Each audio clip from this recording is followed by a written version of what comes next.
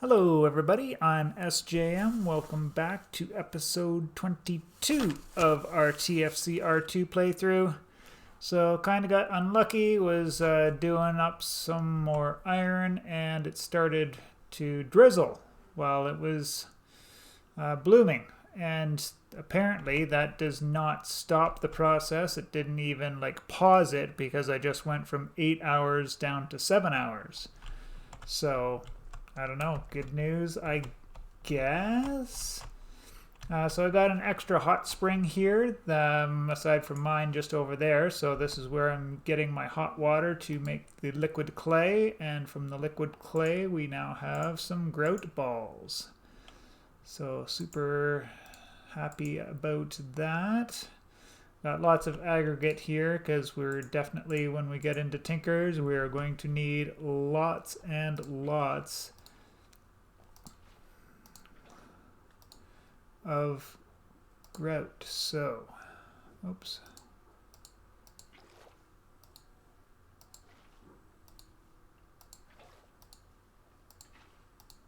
We're just gonna put these in, and I'm just doing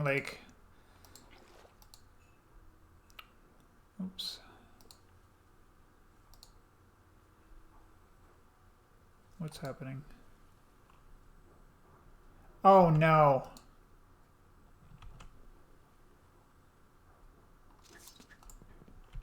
Silly rain. What can I do? What can I do? Can I put down... I know what I can do. I'm not sure that it'll work, but it's what I'm gonna try.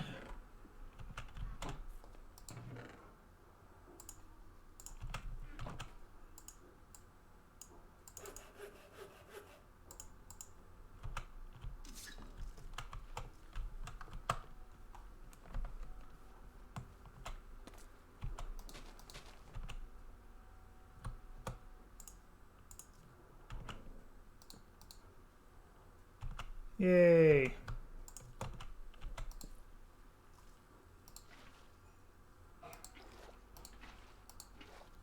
3, 4, 5, 6, 7,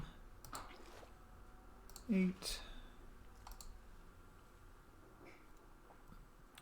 I guess I could do 10. There's no harm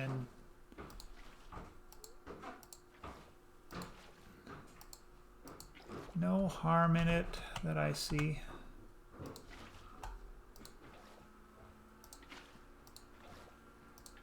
So we'll fill these guys up and get another batch of grout on the move.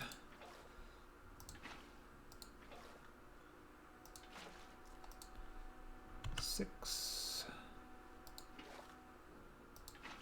7, 8, 9, 10. So we'll need 20.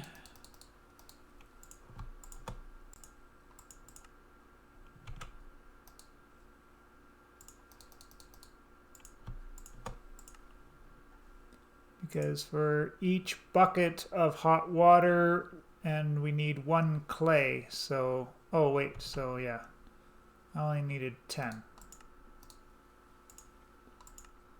10 clay, 10 buckets will give me 5 buckets of liquid clay.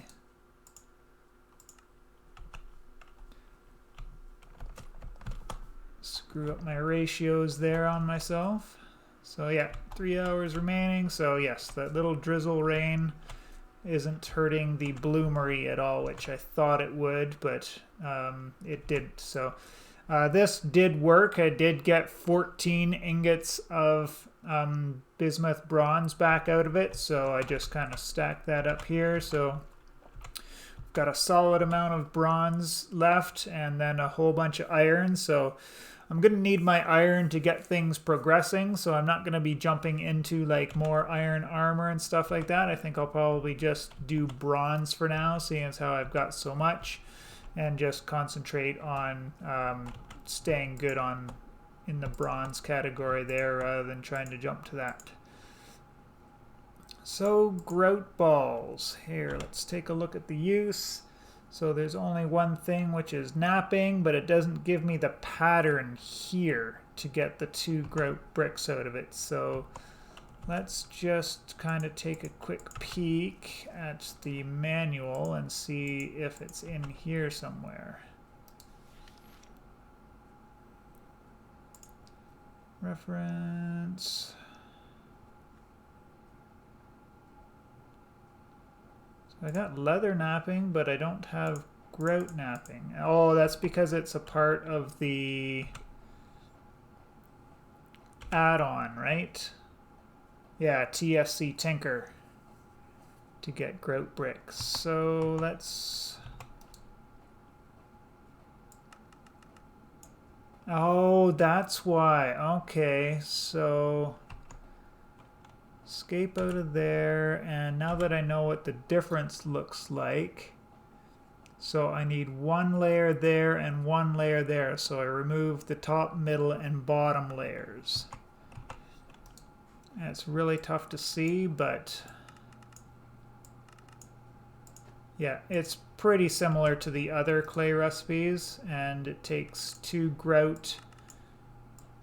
Wow, so that is going to be a lot of grout to get a smeltery. Alright, well, it's something we signed up for, as I said in the last episode, what we asked for when we started playing with Terrafirmacraft. So I'll be back here in a second. So I guess, all told, I'm gonna find out how deep these hot springs go, because there's quite a bit of hot water down here that we can use from one spring. So it'll just be a matter of getting down there and making sure that I have a way to get back out. Yeah. Should be able to pop up here. Yep. And that'll be pretty simple. Obviously, we just dig down, but not sure if that's going to cause any kind of cave-ins while we're getting there as well. So there we've got the liquid clay. So we do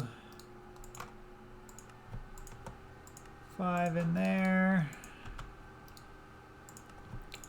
5 in there, and that'll get me 10 more grout balls, which will get me 10 more grout bricks. And then we just throw these onto the fire pit or in the forge. We need the brilliant white temperature to get them cooked up, but that isn't a problem now that I have the bellows there. So do confirm you put your charcoal in there, you work the bellows by right-clicking it on there, and it'll pump it up from that like yellow-white temperature all the way up to the top. And the one bellows here does heat up both the forge portion as well as the crucible portion.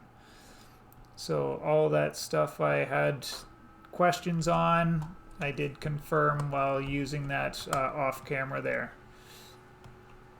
A little bit thirsty, I guess, so we may as well grab a drink poo. Oh, my forging is probably pretty close to done here. Let's see if we can't grab some milk before we run back up.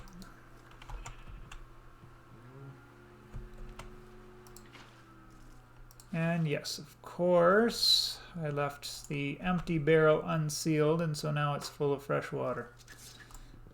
So if you leave it unsealed and you break it, then it will empty. If you seal it and then break it, you can carry around a full bucket of water or a full barrel of water.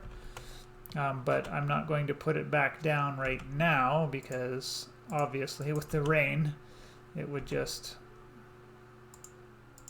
stupid hot bar sometimes. Yes, so I was waiting for this guy. He is done now. So we'll do one more round of bloom cutting. Oh, and that cooled off real quick in the rain too, so I guess we won't be doing that on camera. We can do that off camera. You guys have seen it, so don't need to see it again. I did explain the simple procedure. It was like 5 shrinks and a punch, and then 3 light hits and it'll break off. And then the intermediary, it's a little bit trickier, like a couple of shrinks and an upset, and then punches, you might have to go back and then punch, just play with it a little bit to get past the second phase, but then all the ones after that are exactly similar again. So I got lots of yummy sandwiches here. Might as well eat both of these guys.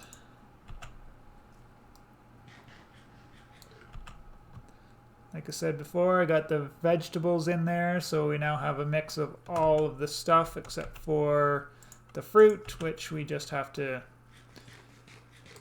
go and nom on some berries every once in a while here, so I could probably do that right now.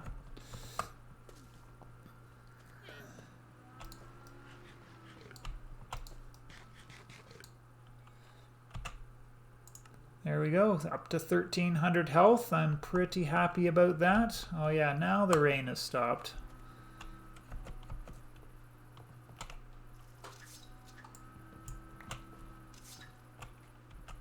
I'll just take my barrel back down here to my cheese factory. Unseal that guy. And just buffer that by putting 1 bucket of milk in there, and that way I don't have to worry about it filling up with milk again. So I'm gonna have to figure out how to get my sheep back to grow wool again, because everything that I've tried isn't seem to be working. Like feeding them this isn't working.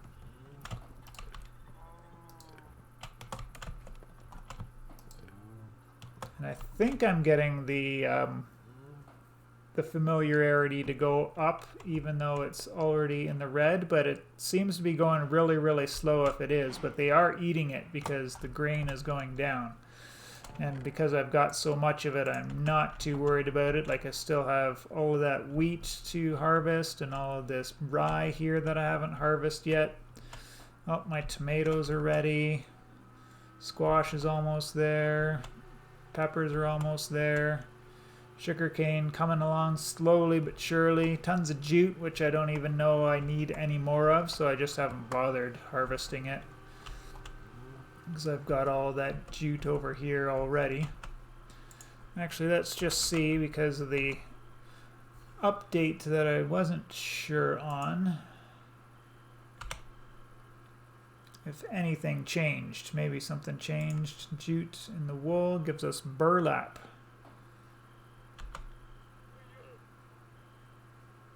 So that, yeah, so there we can get the iron flask, which will be kind of interesting to do. I do want to get an iron flask at some point, just because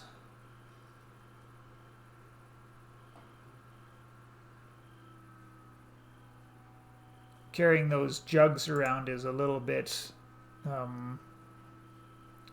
annoying sometimes. So just need an iron sheet, and it's a punch, bend, bend, and that'll get us that. And then leather flask sides, okay, that's just napping. Then 2 burlap, a string, wool yarn will work there, so that's good. And then I just need the bladders. One thing that I don't know that I thought I found a bladder in the very first bear that I killed. Yeah, I do have a bladder there, so I could probably make that flask here at some point, and then I'll have a bigger source of water rather than having these tiny little jugs on me all the time. So that is everything for this episode. I'm going to keep working on my iron, because we're going to need a whole lot of it to continue any further. Obviously, we already see that. And yeah, continue working on getting my grout as well, because Yeah, we're going to need a whole lot of that. 4 of these grout bricks. So that's 2 seared stone that I can make. And I need 3 of it just to get the controller done. And then reading in the book, I'm not sure, because I know in regular modded tinkers you can just make like a 1x2 smeltery to start, but in the book here it says it has to be a minimum 3x3. So smeltery can be any size from 3x3 to 11x11. So actually maybe the 3x3 means 1 in the middle and then 2 on each side. Not sure, but when I get all that stuff crafted up, we'll give her a test, and then obviously I want to see if I can just throw the raw materials into the smeltery and bypass all of the bloomery and or other melting methods that we have to do right now in TFC. So that is it for this episode. I hope you enjoyed. Throw a thumbs up if you did. Comment if I missed anything, and we will see you in the next one.